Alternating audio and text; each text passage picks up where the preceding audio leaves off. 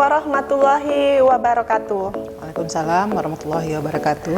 Halo sahabat Promkes, selamat datang di program Tanya Ahli bersama saya Nur Alifah dari Unit PKRS RSD Madani Kota Pekanbaru. Dalam episode kali ini, kami akan mengangkat topik yang sangat penting, yaitu pencegahan dan pengendalian infeksi bagi pengunjung rumah sakit. Rumah sakit adalah lingkungan yang vital untuk penyembuhan dan perawatan pasien. Namun, dengan banyaknya pasien yang rentan dan berbagai penyakit menular yang ada di sekitar kita, penting bagi kita sebagai pengunjung untuk memahami tentang pencegahan dan pengendalian infeksi untuk melindungi diri mereka sendiri dan orang-orang di sekitar mereka, dan juga memastikan lingkungan rumah sakit tetap aman dan bebas dari penyebaran infeksi.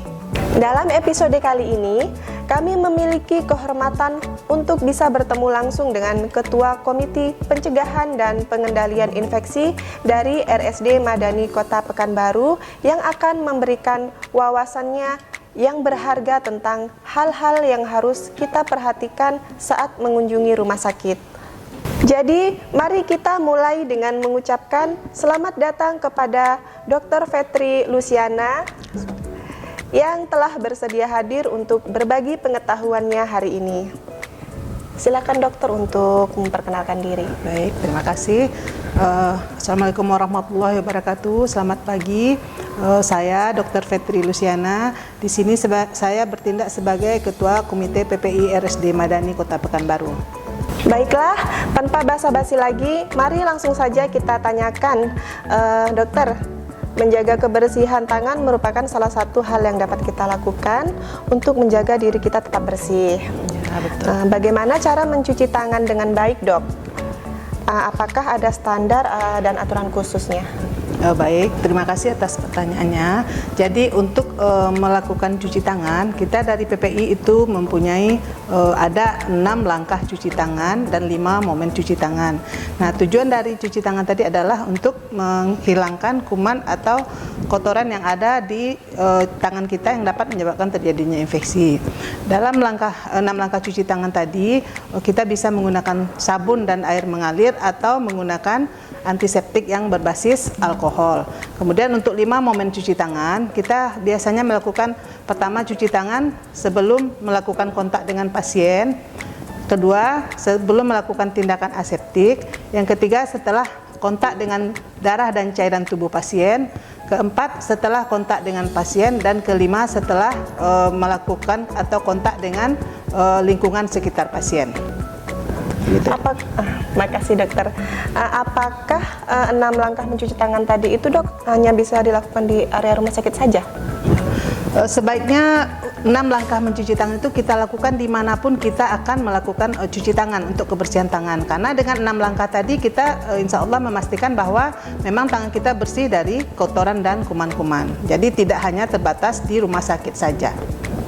Lalu bagaimana untuk mencegah penularan penyakit yang dapat ditularkan melalui saluran nafas saat seseorang bersin atau batuk? Baik, dari PPI kita ada etika batuk dan bersin ya. Jadi tujuan dari etika batuk dan bersin tersebut adalah biar tidak menularkan kuman atau virus yang keluar dari saluran nafas kita waktu kita bersin dan batuk. Jadi cara atau etika batuk dan bersin itu yang pertama kita melakukan menutup mulut dengan tangan yang menggunakan tisu. Dan juga kita nanti setelah itu membuang tisu yang kita gunakan ke tong sampah dan kemudian melanjutkan dengan cuci tangan.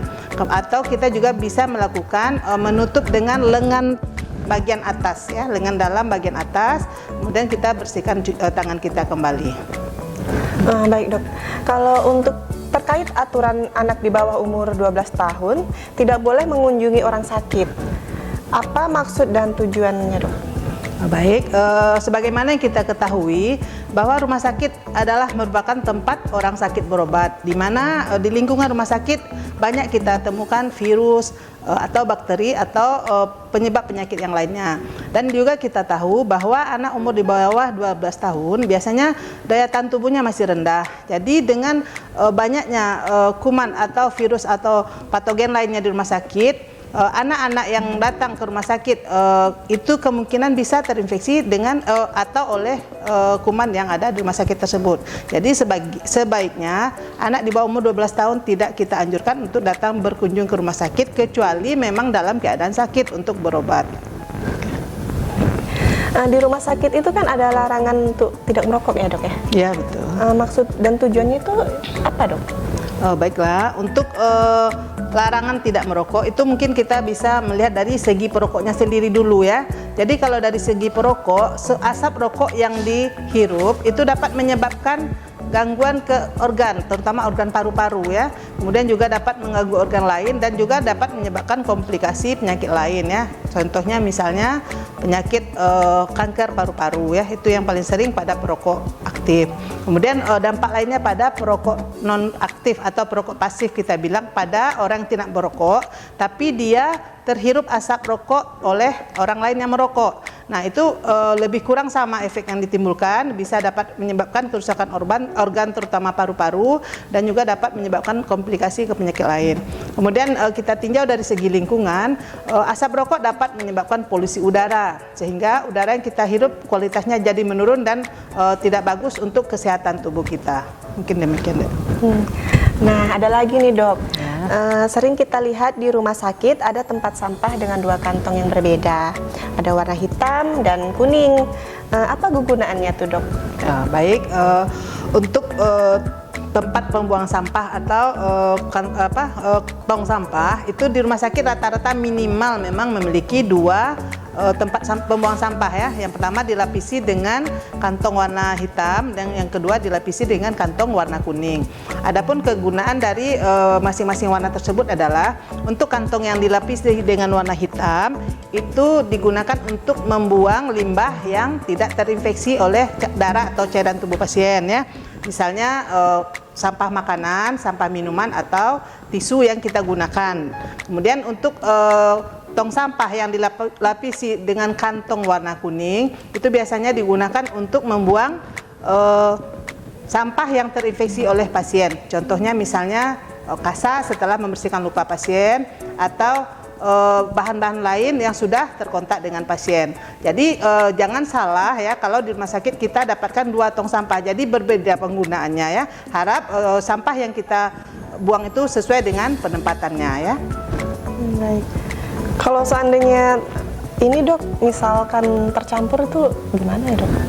Kalau tercampur itu dalam pemusnahannya itu agak bermasalah ya, karena harusnya yang infeksius itu dimusnahkan secara sampah infeksius, sedangkan yang tidak infeksius bisa dimusnahkan dengan secara biasa. Jadi makanya dalam pemilahan sampah kita memang betul-betul harus sesuai dengan jenisnya ya. Jadi sahabat Promkes, saat kita mengunjungi rumah sakit ada beberapa hal yang harus kita perhatikan. Yang pertama, melakukan kebersihan tangan, etika batuk dan bersin, tidak membawa anak di bawah usia 12 tahun, tidak merokok, dan membuang sampah sesuai dengan jenisnya. Benar ya dok ya? Ya, benar sekali. Baik sahabat Promkes, sekian program Tanya Ahli kali ini. Jangan lupa follow Instagram @pkrs_madani, like, komen, dan share untuk mendapatkan informasi-informasi kesehatan lainnya. Assalamualaikum warahmatullahi wabarakatuh. Salam sehat.